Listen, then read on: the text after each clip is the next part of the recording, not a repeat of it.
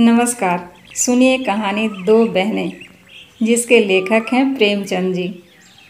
दोनों बहनें 2 साल के बाद एक तीसरे नातेदार के घर पर मिली और खूब रो धोकर जब शांत हुई तो बड़ी बहन रूप कुमारी ने देखा कि छोटी बहन राम दुलारी सिर से पांव तक गहनों से लदी हुई है।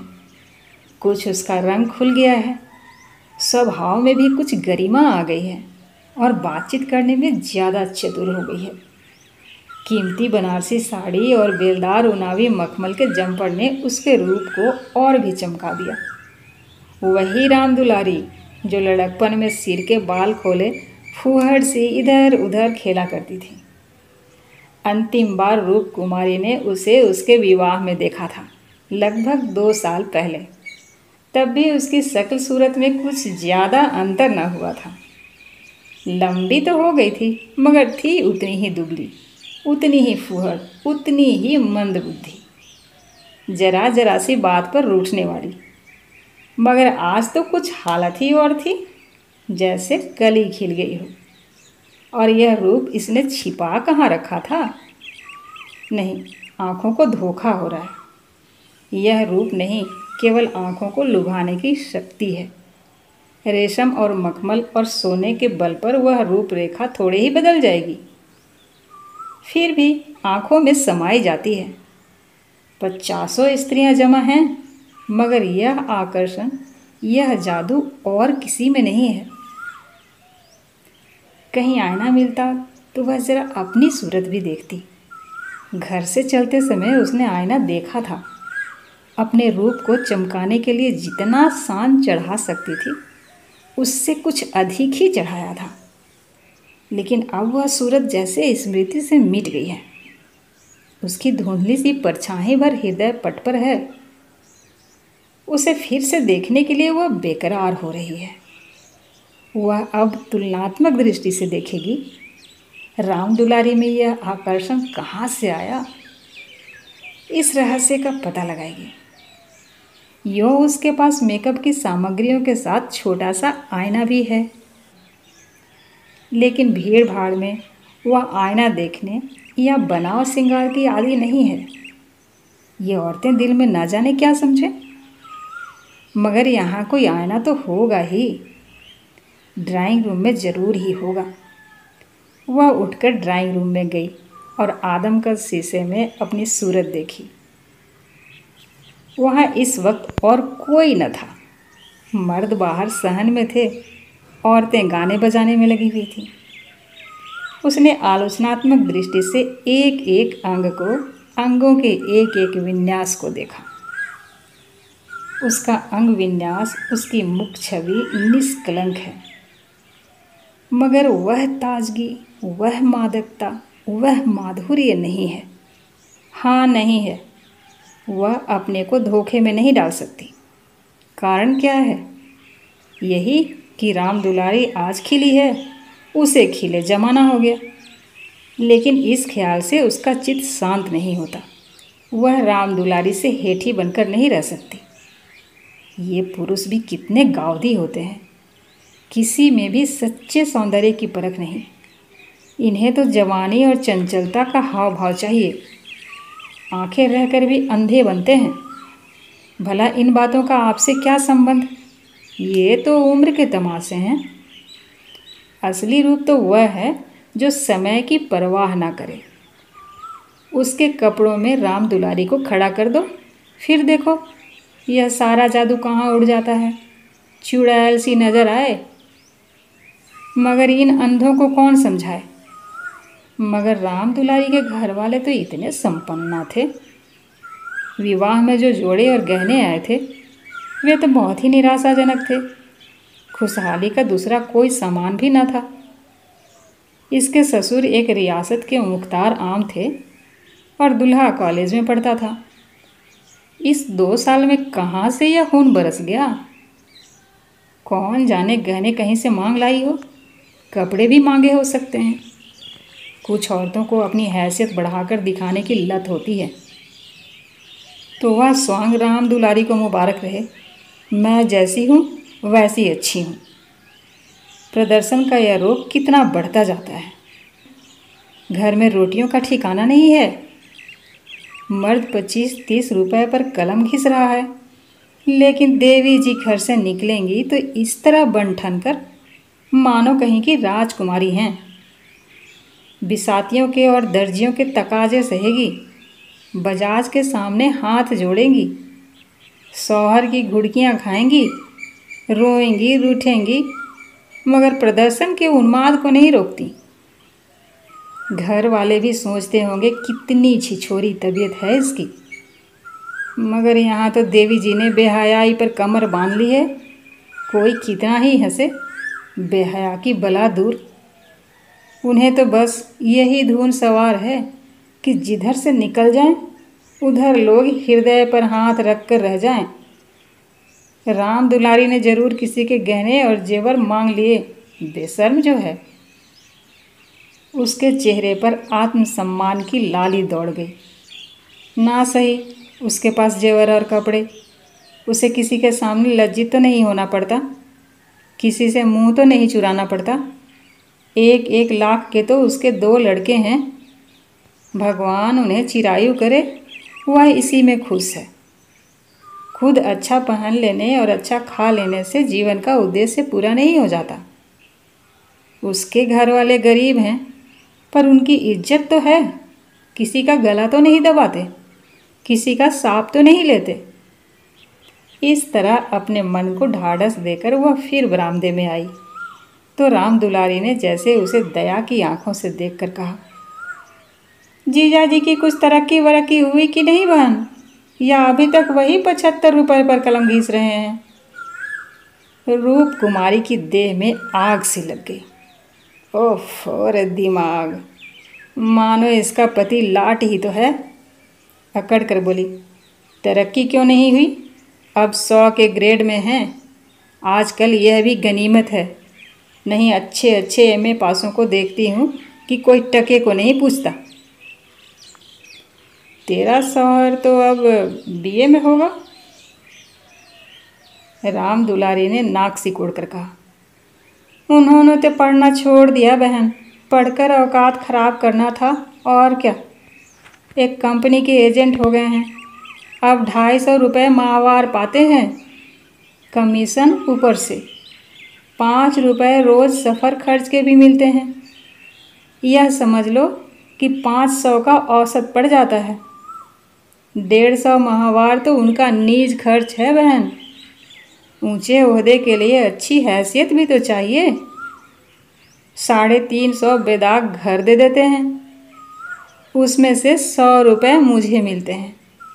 250 में घर का खर्च खुशफैली से चल जाता है। एमए पास करके क्या करते?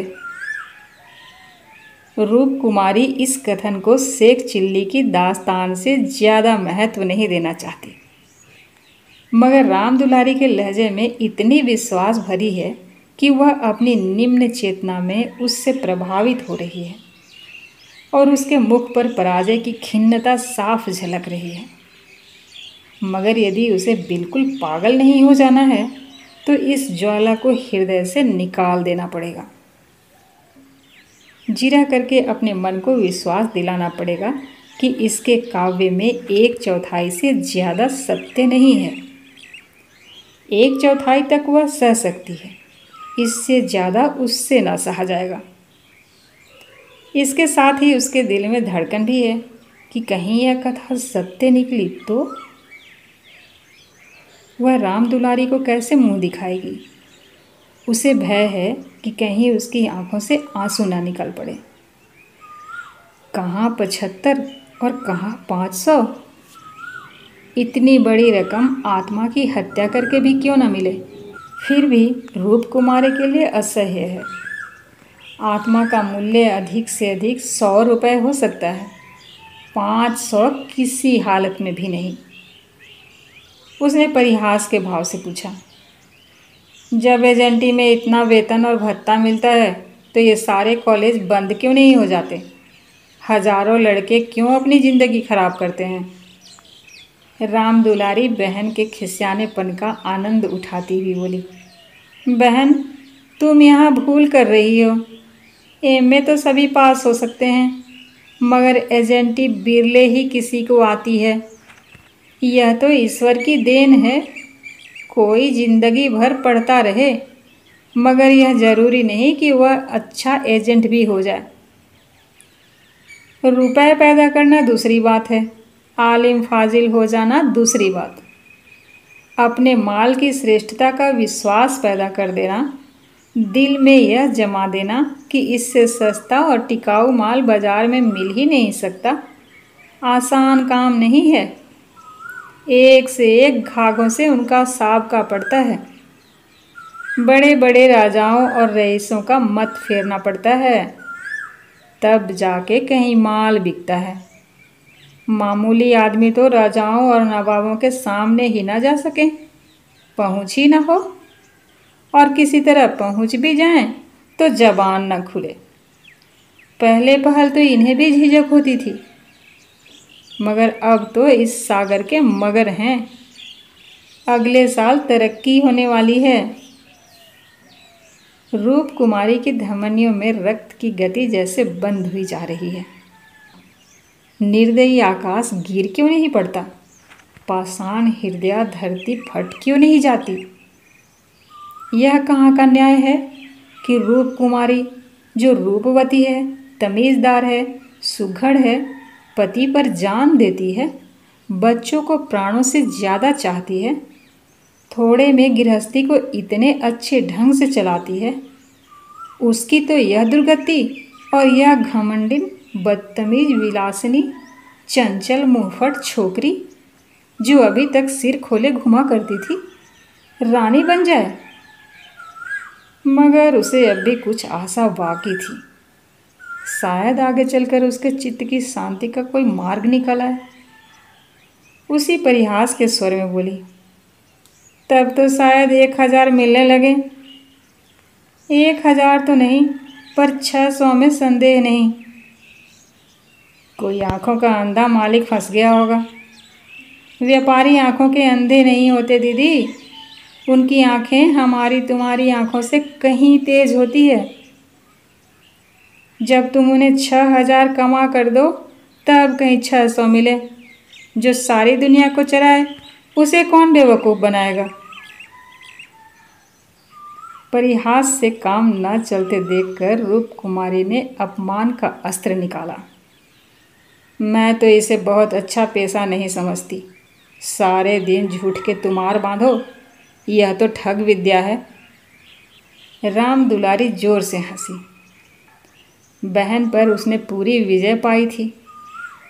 इस तरह तो जितने वकील बैरिस्टर हैं सभी ठग विद्या करते हैं। अपने मुवक्किल के फ़ायदे के लिए उन्हें क्या नहीं करना पड़ता, झूठी शहादतें तक बनानी पड़ती है।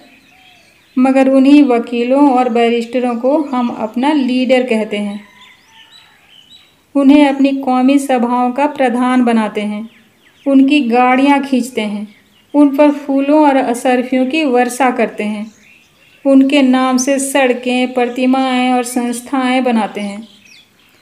आजकल दुनिया पैसा देखती है। आजकल ही क्यों, हमेशा से धन की यही महिमा रही है। पैसे कैसे आएं यह कोई नहीं देखता। जो पैसे वाला है उसी की पूजा होती है। जो अभागे हैं, अयोग्य हैं या भीरू हैं, वे आत्मा और सदाचार की दुहाई देकर अपने आंसू पोंछते हैं। नहीं, आत्मा और सदाचार को कौन पूछता है?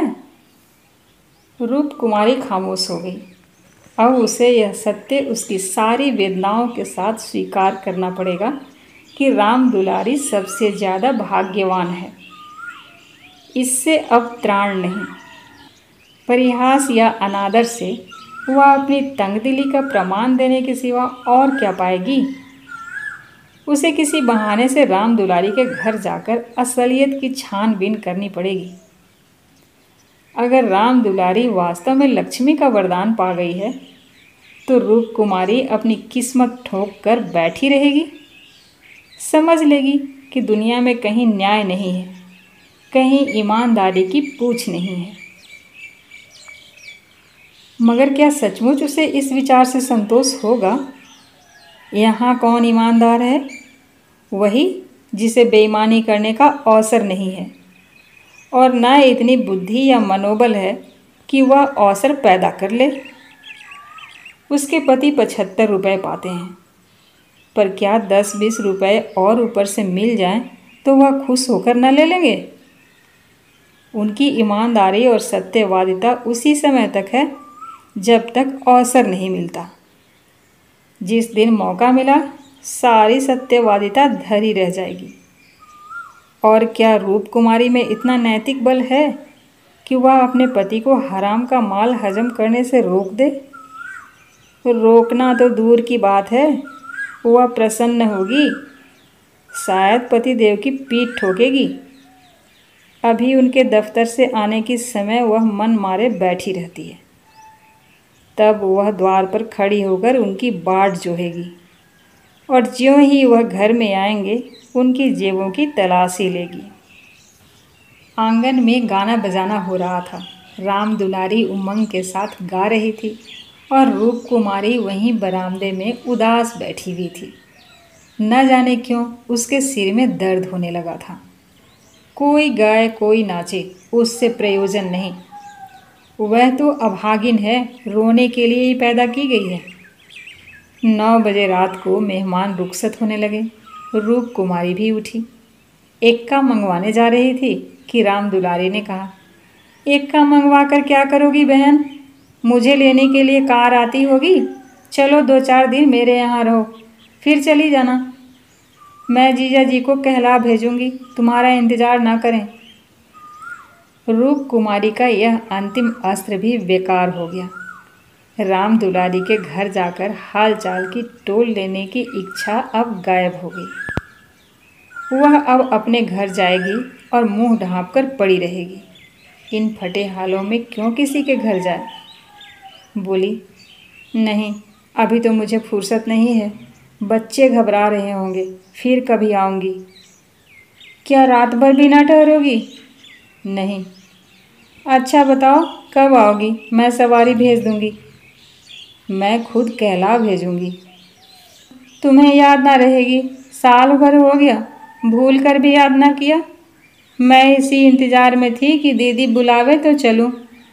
एक ही शहर में रहते हैं, फिर भी इतनी दूर कि साल भर गुजर जाए और मुलाकात तक ना हो।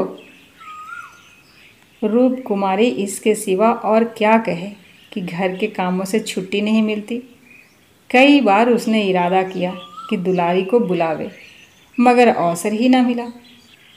सहसा राम दुलारी के पति मिस्टर गुरु सेवक ने आकर बड़ी साली को सलाम किया। बिल्कुल अंग्रेजी सज धज, मुंह में चुरुट, कलाई पर सोने की घड़ी, आंखों पर सुनहरी ऐनक, जैसे कोई सिविलियन हो। चेहरे से जेहानत और शराफत बरस रही थी। वह इतना रूपवान और सजीला है, रूप कुमारी को अनुमान न था। कपड़े जैसे उसकी देह पर खिल रहे थे। आशीर्वाद देकर बोली, आज यहाँ ना आती तो मुझसे मुलाकात क्यों होती? गुरु सेवक हंसकर बोला, यह उल्टी शिकायत क्यों ना हो, कभी आपने बुलाया और मैं ना गया। मैं नहीं जानती थी कि तुम अपने को मेहमान समझते हो, वह भी तो तुम्हारा ही घर है। राम दुलारी देख रही थी कि मन में उससे ईर्ष्या रखते हुए भी वह कितनी वाणी मधुर, कितनी स्निग्ध, कितनी अनुग्रह प्रार्थनी होती जा रही है। गुरु सेवक ने उदार मन से कहा, हाँ अब मान गया भाभी साहब, बेशक मेरी गलती है। इस दृष्टि से मैंने विचार ही नहीं किया था, मगर आज तो मेरे घर रहिए।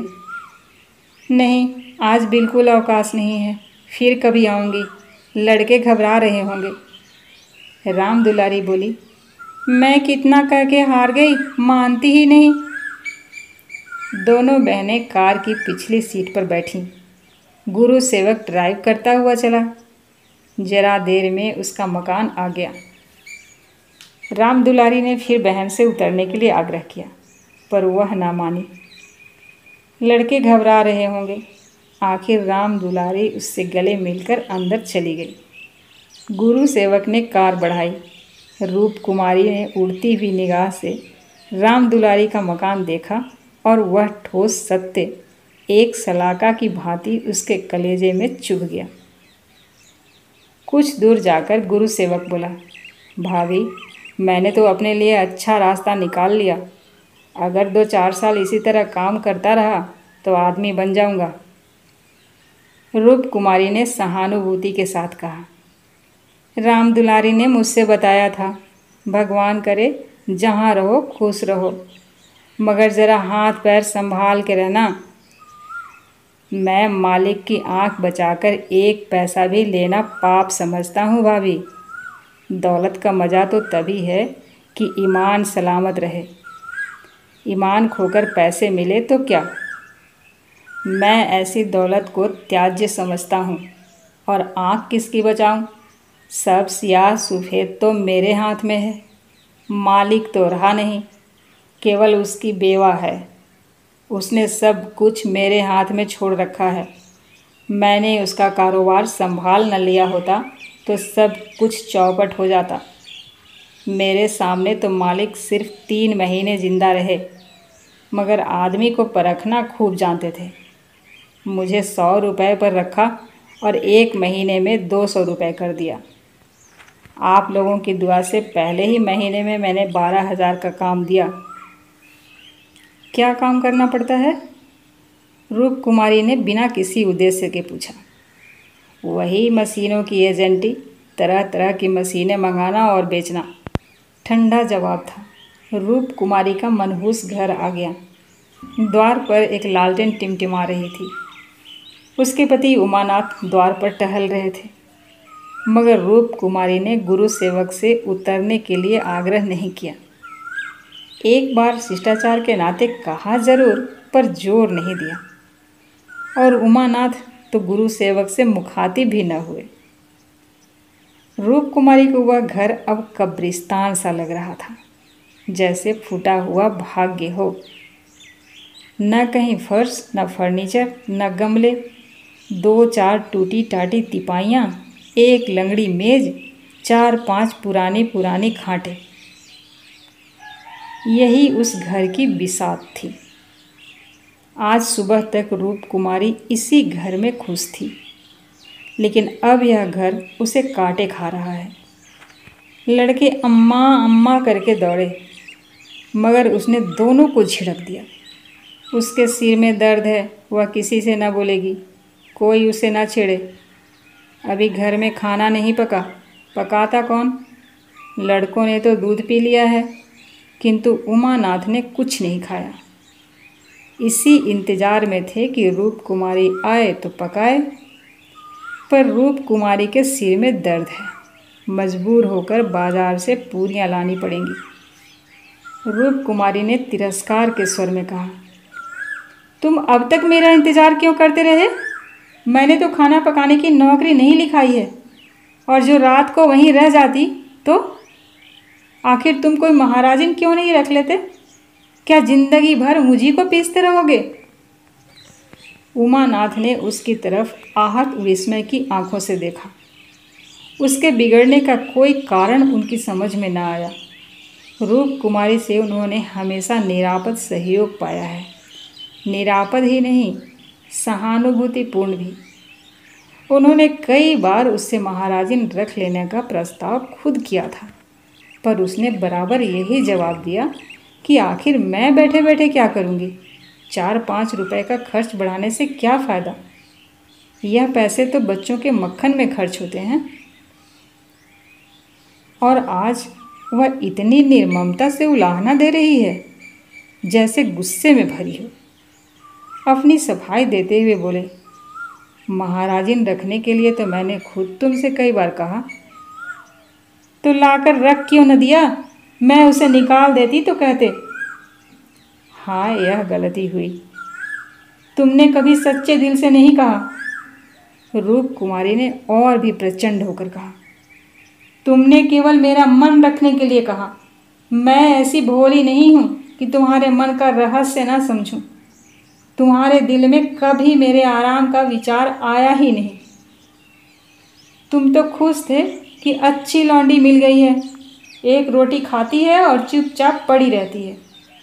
महज खाने और कपड़े पर, यह भी जब घर की ज़रूरतों से बचे।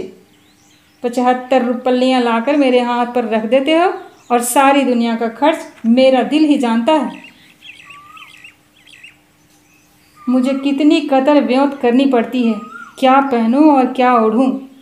तुम्हारे साथ जिंदगी खराब हो गई। संसार में ऐसे मर्द भी हैं जो स्त्री के लिए आसमान के तारे तोड़ लाते हैं। गुरु सेवक ही को देखो, दूर क्यों जाओ। तुमसे कम पढ़ा है, उम्र में तुमसे कहीं कम है, मगर 500 का महीना लाता है और राम दुलारी रानी बनी बैठी रहती है। तुम्हारे लिए यही 75 रुपये बहुत है। राण माण में ही मगन।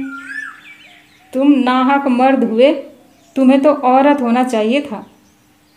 औरतों के दिल में कैसे कैसे अरमान होते हैं, मगर मैं तो तुम्हारे लिए घर की मुर्गी का बासी साग हूँ। तुम्हें तो कोई तकलीफ़ नहीं होती। तुम्हें तो कपड़े भी अच्छे चाहिए, खाना भी अच्छा चाहिए, क्योंकि पुरुष हो, बाहर से कमा कर लाते हो। मैं चाहे जैसे रहूं, तुम्हारी बला से। व्यंग बाणों का यह सिलसिला कई मिनट तक जारी रहा और उमानाथ चुपचाप सुनते रहे। अपनी जान से उन्होंने रूप कुमारी को शिकायत का कभी मौका नहीं दिया। उनका वेतन कम है, यह सत्य है, पर यह उनके बस की बात तो नहीं। वह दिल लगाकर अपना काम करते हैं, अफसरों को खुश रखने की सदैव चेष्टा करते हैं। इसी साल बड़े बाबू की छोटे सुपुत्र को 6 महीने तक बिना नागा पढ़ाया, इसलिए तो कि वह प्रसन्न रहे। अब वह और क्या करे। रूप कुमारी की खफगी का रहस्य वह समझ गए। अगर गुरु सेवक वास्तव में 500 रुपये लाता है तो बेशक वह भाग्य का बली है, लेकिन दूसरों की ऊंची पेशानी देखकर अपना माथा तो नहीं फोड़ा जाता। किसी संयोग से उसे यह अवसर मिल गया है, मगर हर एक को तो ऐसे अवसर नहीं मिलते। वह इसका पता लगाएंगे कि सचमुच उसे 500 ही मिलते हैं या महज डिंग है। और मान लिया कि 500 मिलते हैं तो क्या इससे रूप कुमारी को यह हक है कि वह उनको ताने दे और उन्हें जलीकटी सुनाए। अगर इसी तरह वह भी रूप कुमारी से ज़्यादा रूपवती और सुशीला रमणी को देखकर रूप कुमारी को कोसना शुरू करें तो कैसा हो। रूप कुमारी सुंदरी है, मृदुभाषिणी है, त्यागमयी है, लेकिन उससे बढ़कर सुंदरी, मृदुभाषिणी, त्यागमयी देवियों से दुनिया खाली नहीं है। तो क्या इस कारण वह रूप कुमारी का अनादर करें। एक समय था जब उनकी नज़रों में रूप कुमारी से ज़्यादा रूपवती रमणी संसार में न थी, लेकिन वह उन्माद कब का शांत हो गया। भावुकता के संसार से वास्तविक जीवन में आए उन्हें एक युग बीत गया। अब तो विवाहित जीवन का उन्हें काफ़ी अनुभव हो गया है। एक को दूसरे के गुण दोष मालूम हो गए हैं। अब तो संतोष ही में उनका जीवन सुखी रह सकता है। मगर रूप कुमारी समझदार होकर भी इतनी मोटी सी बात नहीं समझती। फिर भी उन्हें रूप कुमारी से सहानुभूति हुई। वह उदार प्रकृति के आदमी थे और कल्पनाशील भी। उसकी कटु बातों का कुछ जवाब न दिया, शरबत की तरह पी गए। अपनी बहन के ठाठ देखकर एक क्षण के लिए रूप कुमारी के मन में ऐसे निराशाजनक, अन्यायपूर्ण, दुखद भावों का उठना बिल्कुल स्वाभाविक है। रूप कुमारी कोई सन्यासिनी नहीं, विरागिनी नहीं कि हर एक दशा में अविचलित रहे। इस तरह अपने मन को समझाकर उमानाथ ने गुरु सेवक के विषय में तहकीकात करने का संकल्प किया। 1 सप्ताह तक रूप कुमारी मानसिक अशांति की दशा में रही। बात बात पर झुंझलाती, लड़कों को डांटती, पति को कोसती, अपने नसीबों को रोती। घर का काम तो करना ही पड़ता था, लेकिन अब इस काम में उसे आनंद न आता था। बेगार सी टालती थी। घर के जिन पुरानी धुरानी चीज़ों से उसका आत्मीय संबंध सा हो गया था, जिनकी सफाई और सजावट में वह व्यस्त रहा करती थी, उनकी तरफ अब आंख उठाकर भी न देखती। घर में एक ही खिदमतगार था। उसने जब देखा बहू जी घर की तरफ से खुद ही लापरवाह हैं, तो उसे क्या गरज थी कि सफाई करता। जो चीज़ जहाँ पड़ी थी वहीं पड़ी रहती, कौन उठाकर ठिकाने से रखे। बच्चे माँ से बोलते डरते थे और उमानाथ तो उसके साए से भागते थे। जो कुछ सामने थाली में आ जाता उसे पेट में डाल लेते और दफ्तर चले जाते। दफ्तर से लौटकर दोनों बच्चों को साथ ले लेते और कहीं घूमने निकल जाते। रूप कुमारी से कुछ कहना बारूद में दिया सलाई लगाना था। हाँ, उनकी यह तहकीकात जारी थी। एक दिन उमानाथ दफ्तर से लौटे तो उनके साथ गुरु सेवक भी थे। रूप कुमारी ने आज कई दिनों के बाद परिस्थितियों से सहयोग कर लिया था और इस वक्त झाड़न लिए कुर्सियां और तिपाइयां साफ कर रही थी कि गुरु सेवक ने अंदर पहुंचकर सलाम किया। रूप कुमारी दिल में कट गई। उमानाथ पर ऐसा क्रोध आया कि उसका मुंह नोच ले। इन्हें लाकर यहाँ क्यों खड़ा कर दिया? न कहना न सुनना, बस बुला लाए। उसे इस दशा में देखकर गुरु सेवक दिल में क्या कहता होगा, मगर इन्हें अक्ल आई ही कब थी। वह अपना पर्दा ढांकती फिरती है और आप उसे खोलते फिरते हैं।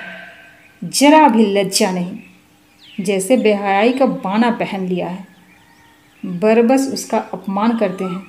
न जाने उसने उनका क्या बिगाड़ा है। आशीर्वाद देकर कुशल समाचार पूछा और कुर्सी रख दी। गुरु सेवक ने बैठते हुए कहा, आज भाई साहब ने मेरी दावत की है।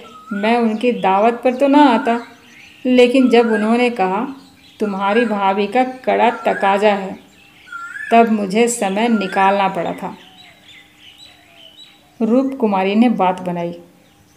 घर का कला छिपाना पड़ा। तुमसे उस दिन कुछ बातचीत ना हो पाई, जी लगा हुआ था। गुरु सेवक ने कमरे के चारों तरफ नज़र दौड़ाकर कहा, इस पिंजड़े में तो आप लोगों को बड़ी तकलीफ होती होगी। रूप कुमारी को ज्ञात हुआ यह युवक कितना सुरुचिहीन, कितना अरसिक है। दूसरों के मनोभावों का आदर करना जैसे जानता ही नहीं। इसे इतनी सी बात भी नहीं मालूम कि दुनिया में सभी भाग्यशाली नहीं होते। लाखों में एक ही कहीं भाग्यवान निकलता है, और उसे भाग्यवान ही क्यों कहा जाए। जहाँ बहुतों को दाना न मयस्सर हो, वहाँ थोड़े से आदमियों के भोग विलास में कौन सा सौभाग्य। जहाँ बहुत से आदमी भूखों मर रहे हों, वहाँ दो चार आदमी मोहन भोग उड़ाएं तो यह उनकी बेहयाई और हृदयहीनता है, सौभाग्य कभी नहीं। कुछ चिढ़कर बोली, पिंजड़े में कटघरे में रहने से अच्छा है। पिंजरे में निरीह पक्षी रहते हैं, कटघरा तो घातक जंतुओं का ही निवास स्थान है। गुरु सेवक शायद यह संकेत न समझ सका। बोला, मेरा तो इस घर में दम घुट जाए, मैं आपके लिए अपने घर के पास ही एक मकान ठीक करा दूंगा, खूब लंबा चौड़ा। आपसे कुछ किराया न लिया जाएगा। मकान हमारी मालकिन का है। मैं भी उसी के एक मकान में रहता हूँ। सैकड़ों मकान हैं उनके पास, सैकड़ों। सब मेरे अख्तियार में हैं। जिसे जो मकान चाहूँ दे दूँ। मेरे अख्तियार में है, किराया लूँ या ना लूँ। मैं आपके लिए सबसे अच्छा मकान ठीक करूँगा। मैं आपका बहुत अदब करता हूँ। रूप कुमारी समझ गई, महाशय इस वक्त नशे में हैं, अभी यूँ बहक रहे हैं। अब उसने गौर से देखा तो उनकी आंखें सिकुड़ गई थीं, गाल कुछ फूल गए थे, जबान भी लड़खड़ाने लगी थी। एक जवान खूबसूरत शरीफ चेहरा कुछ ऐसा सेखीबाज और निर्लज्ज हो गया कि उसे देखकर घृणा होती थी। उसने एक क्षण बाद फिर बहकना शुरू किया।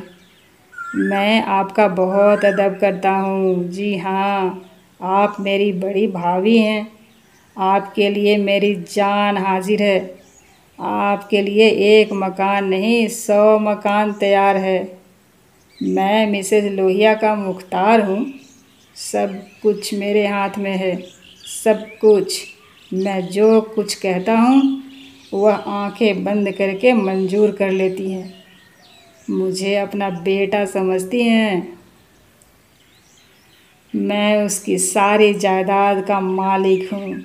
मिस्टर लोहिया ने मुझे 20 रुपए पर रखा, 20 रुपए पर। वह बड़ा मालदार था, मगर किसी को नहीं मालूम। उसकी दौलत कहाँ से आती थी किसी को नहीं मालूम, मेरे सिवा कोई नहीं जानता। वह खुफिया फरोश था, किसी से कहना नहीं। वह चोरी से कोकीन बेचता था, लाखों की आमदनी थी उसकी। अब वही व्यापार मैं करता हूँ। हर शहर में हमारे खुफिया एजेंट हैं। मिस्टर लोहिया ने मुझे इस फन में उस्ताद बना दिया। जी हाँ, मजाल नहीं कि मुझे कोई गिरफ्तार कर ले। बड़े बड़े अफसरों से मेरा याराना है। उनके मुंह में नोटों के पुलिंदे ठूस ठूस कर उनकी ज़बान बंद कर देता हूँ। कोई चूँ नहीं कर सकता। दिन दहाड़े बेचता हूँ। हिसाब में लिखता हूँ 1000 रिश्वत दी, देता हूँ 500, बाकी यारों का है। बेदरेग रुपए आते हैं और बेदरेग रुपए खर्च करता हूँ। बुढ़िया का तो राम नाम से मतलब है। 70 चूहे खा के अब हज करने चली है। कोई मेरा हाथ पकड़ने वाला नहीं, कोई बोलने वाला नहीं। जेब से नोटों का एक बंडल निकालकर, यह आपके चरणों की भेंट है। मुझे दुआ दीजिए कि इसी शान से ज़िंदगी कट जाए। जो आत्मा और सदाचार के उपासक हैं, उन्हें कुबेर लातें मारता है। लक्ष्मी उनको पकड़ती है जो उसके लिए अपना दीन और ईमान सब कुछ छोड़ने को तैयार है। मुझे बुरा न कहिए, मैं कौन मालदार हूँ। जितने धनी हैं वे सब के सब लुटेरे हैं, पक्के लुटेरे, डाकू। कल मेरे पास रुपए हो जाए और मैं एक धर्मशाला बनवा दूँ, फिर देखिए मेरी कितनी वाह वाह होती है। कौन पूछता है मुझे दौलत कहाँ से मिली। जिस महात्मा को कहिए बुलाकर उससे प्रशंसा करवा लूँ। मिस्टर लोहिया को महात्माओं ने धर्म भूषण की उपाधि दी थी। इन स्वार्थी पेट के बंदरों ने उस बुढ़े को जिससे बड़ा कुकर्मी संसार में ना होगा। यहाँ तो लूट है। एक वकील आधा घंटा बहस करके 500 मार लेता है। एक डॉक्टर जरा सा नस्तर लगाकर 1000 सीधा कर लेता है। एक जुआरी स्पेकुलेशन में एक दिन में लाखों का वारा न्यारा करता है। अगर उनकी आमदनी जायज़ है तो मेरी आमदनी भी जायज़ है। जी हाँ, जायज़ है। मेरी निगाह में बड़े से बड़े मालदार की भी कोई इज्जत नहीं। मैं जानता हूँ वह कितना बड़ा हथकंडेबाज है। यहाँ जो आदमी आँखों में धूल झोंक सके वही सफल है। गरीबों को लूटकर मालदार हो जाना समाज की पुरानी परिपाटी है। मैं भी वही करता हूँ जो दूसरे करते हैं। जीवन का उद्देश्य है ऐसा करना। खूब लूटूंगा, खूब ऐश करूंगा और बुढ़ापे में खूब खैरात करूंगा। एक दिन लीडर बन जाऊंगा। कहिए गिना दूं?